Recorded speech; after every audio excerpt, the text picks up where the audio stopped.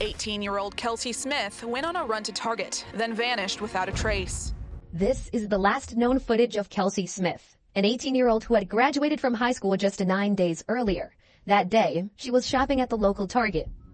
At first glance, everything seems normal, but look closely. Seems she's being followed. Moments later, as Kelsey returns to her car, things take a disturbing turn for the worse. That evening, Kelsey Smith disappeared. Authorities in Overland Park are looking for a missing 18-year-old girl, Kelsey Smith. Kelsey left Target last night around 7 p.m., but never returned home. There's no concrete evidence that a crime's been committed. She's just missing. And it was important to be able to get the missing person out in front of the people through the media, newspaper, radio, TV, however we could do it. And so that was my goal, was calling different news stations and trying to push it. Keep her in your prayers. Kelsey, if you're out there watching us, we're coming. We're not going to stop until you're home. Nothing is going to stop us from bringing her back with us. It's a regular weekend for off-duty cop Greg Smith, his wife Missy, and their 18-year-old daughter, Kelsey, who had just graduated from high school. That afternoon, Kelsey drives to Target to pick up a gift for her boyfriend, John. The two are celebrating their 6-month anniversary.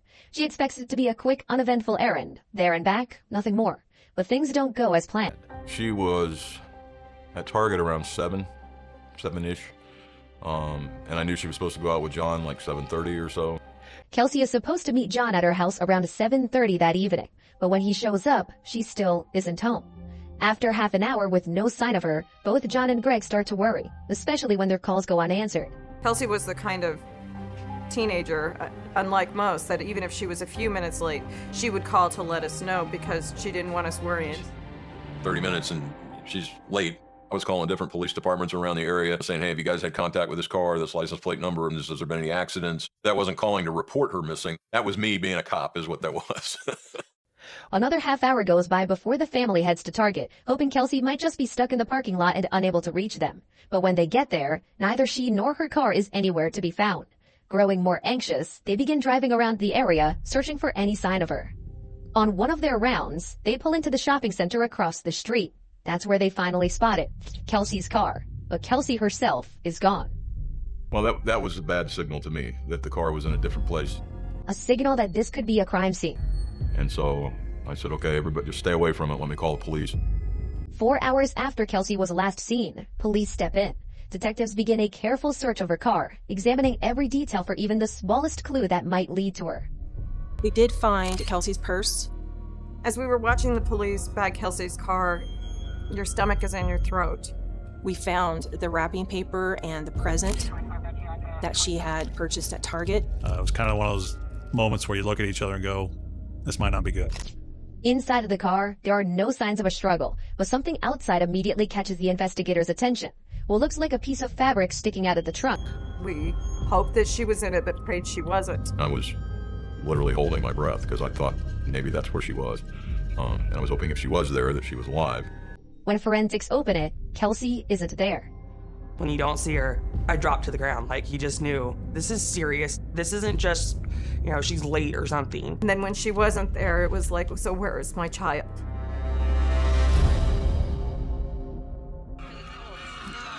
Kelsey Ann Smith. Kelsey graduated from high school 9 days ago.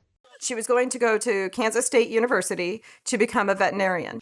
A model student, full of energy, bright and determined. Kelsey was well liked by everyone who knew her. Very outgoing, fun kid to be around, very headstrong, and she went out of her way to make you feel wanted. Most loving kid around.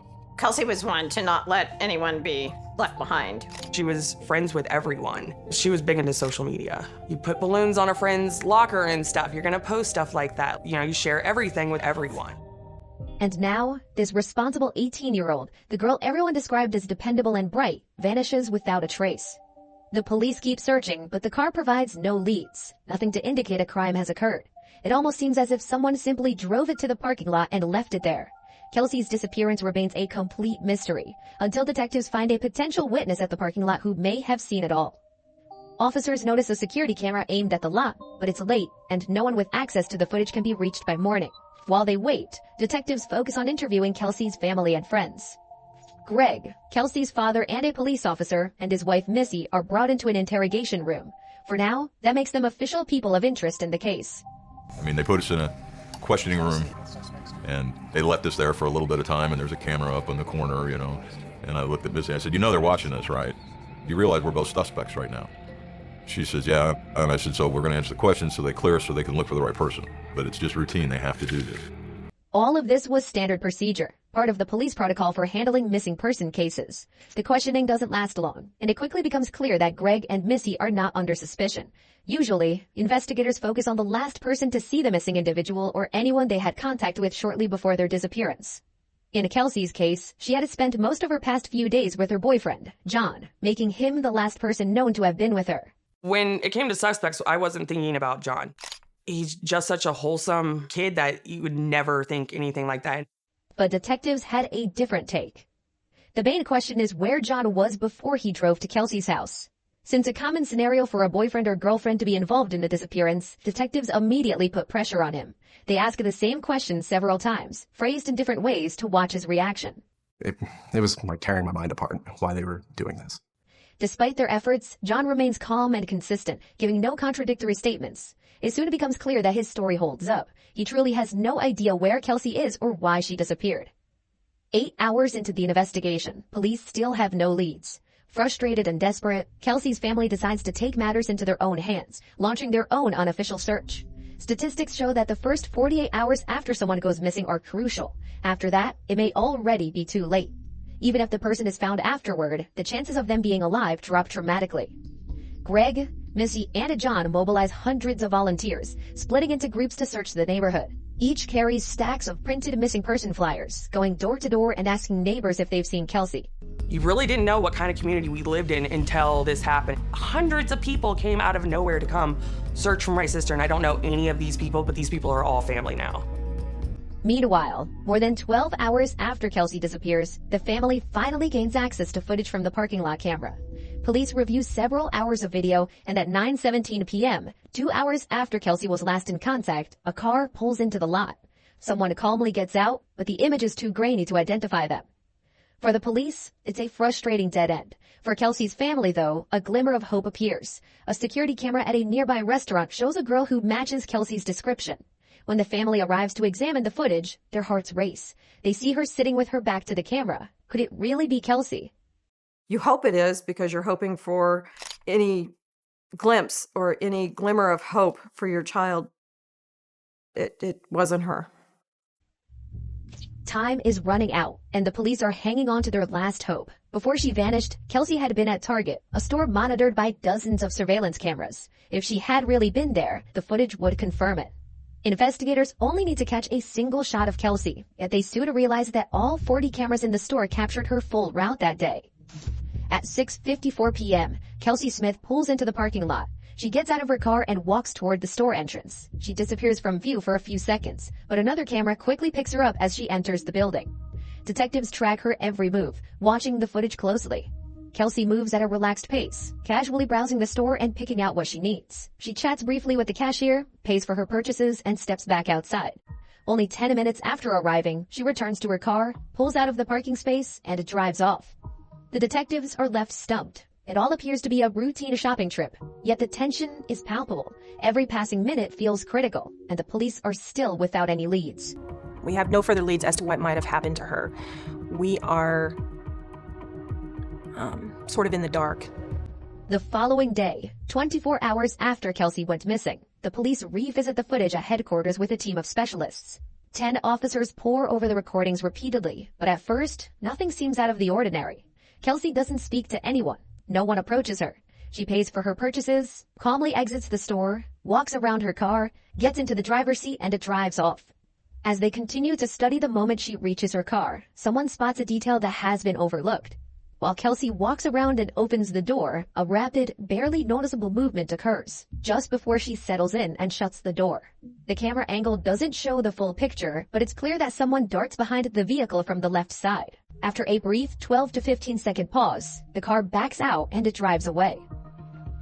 I think for a moment you probably could have heard a pin drop in that room. Everybody stopped what they were doing. Oh my God, did you see that? We stood there in silence. Just, we looked at each other and said, it's kidnapping.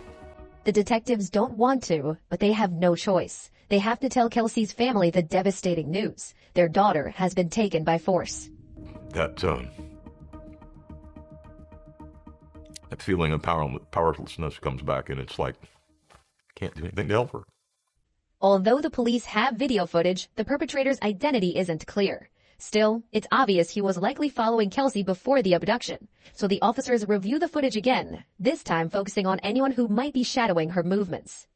And then it becomes clear. Each time Kelsey enters the camera's view, a young man in a light t-shirt and dark shorts appears as well. He keeps a careful eye on her, following her toward the checkout. As soon as she reaches the register, he moves deliberately toward the exit, clearly aiming to get outside first and wait for her there. The police need a clear image of his face. And finally, they get one. At the store's exit, a short hallway between the doors is covered by a downward-facing camera, which captures his face in sharp detail. About 25 hours after 18-year-old Kelsey Smith disappears, law enforcement intensifies the search for the suspect, a slim, white male with short cropped hair. Police release his photo to the media, appealing for public assistance, but instead of helping, the flood of tips ends up overwhelming them. Kansas police are searching for an 18-year-old girl who was carjacked and abducted on Saturday. Authorities now have surveillance video from outside a department store that shows Kelsey Smith being forced into her own car. The department receives roughly 2,000 possible leads, and following up on all of them would take at least 2 weeks, time they simply don't have. Investigators decide to turn their attention back to the surveillance footage. The video now clearly shows the suspect running up behind Kelsey and forcibly pushing her into a vehicle. Another clip captures Kelsey's car pulling into the Macy's parking lot at 9:17 p.m., right across from Target. Someone calmly steps out of the car and walks away. This gives detectives a new line of thinking. Could the suspect have abandoned Kelsey's car temporarily, intending to return later for his own vehicle? Going off that 9:17 p.m. timestamp, we went back to the Target store, looked at the parking lot video from the Target store again for anything that happened after 9:17 p.m. By 9:22 p.m., detectives notice a dark-colored pickup truck pulling out of the parking lot. While the connection to the crime isn't completely solid, if this truck belongs to the abductor, the cameras should have captured his arrival at Target. Kelsey arrives at the store at 6:54 p.m., and just a minute later, a dark blue pickup pulls in. This provides police with another glimpse of the suspect's face. Blurry, but enough to confirm their description. A white male with short hair, wearing a white t-shirt, driving the blue pickup. This key detail narrows the investigation considerably. 3.5 days after Kelsey Smith vanished, authorities finally have a concrete suspect. I answered the phone and spoke to an individual who told me, I know who the guy is on the video. The name that he gave me on the phone was Edwin Hall. Police receive calls from 2 people who can positively identify the man in the photos. One says he's a coworker, the other a friend. Both are completely certain it's Edwin Hall, the owner of the blue pickup truck. There's a big problem though. Having seen his face in every local paper, Edwin is likely to try to run. And sure enough, when officers reach his home, they find him and a woman, later identified as his wife, loading a vehicle with boxes and bags and things, seemingly getting ready to leave. Despite this, Edwin is immediately taken into custody. His fingerprints are recorded and questioning begins. The police have one urgent question on their minds. Where is Kelsey Smith? During the interrogation, Edwin continues to claim he doesn't know Kelsey. He admits that he is the person seen in the surveillance footage, but insists he only followed her because he found her attractive and he liked her legs. He maintains that he had no direct contact with her after she left the store. While he is being questioned, the lab sends back fingerprint results. One of his prints matches one found on the seatbelt in Kelsey's car. That proves he was there. The flash of the fuzzy person on the video we saw was him, and there's no denying it. Confronted with this evidence, Edwin can no longer deny the truth. He admits that he had been tracking Kelsey wherever she went, waiting in the parking lot for her to exit the store. When she approached her car, he, armed with a handgun, made his move. Then he forced her to drive away. 2 hours later, Edwin returns alone and abandons Kelsey's car in the Macy's parking lot. He then walks back to Target, gets into his own truck, and drives home. 4 days after Kelsey disappears, the police finally obtain her phone records, tracking its location via cell towers by tracing texts sent to her boyfriend the evening she disappeared. That cell phone tower that you see about 300 yards away is the cell phone tower that Kelsey's phone communicated with about 7:56 p.m. on Saturday night. Authorities immediately launch a search at Longview Lake, a wooded park about 20 minutes east of Target. After 45 minutes, Detective Bob Miller receives a call from the lead officer on the search team. They found Kelsey. We get a call from the searchers that they have found Kelsey. She's not alive. She was SA'd and strangled to death. We were at the end of our driveway when we were told Kels was gone, that they had found her. And I just remember screaming, "Not my Kels, not my Kels." I pull up right in front of my parents' house and I see them sitting on the back of Dad's pickup and they're just bawling. And seeing my dad cry like that. And they just gave us this look and I just dropped to the ground and screamed, "No." I said, "No." And then I couldn't walk.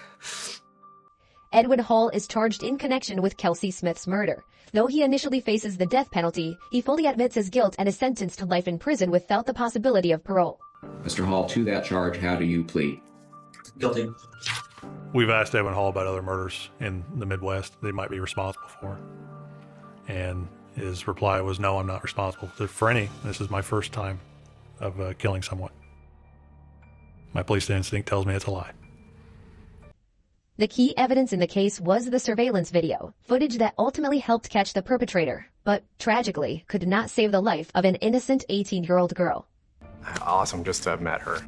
If I could text her right now, I'd say I'm sorry. Like, she was definitely there for me, which sucks.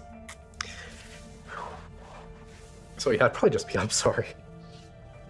She wanted to be remembered for the way she made people feel. It's not about the way she left Earth. It's about the way she lived, and that's what's most important.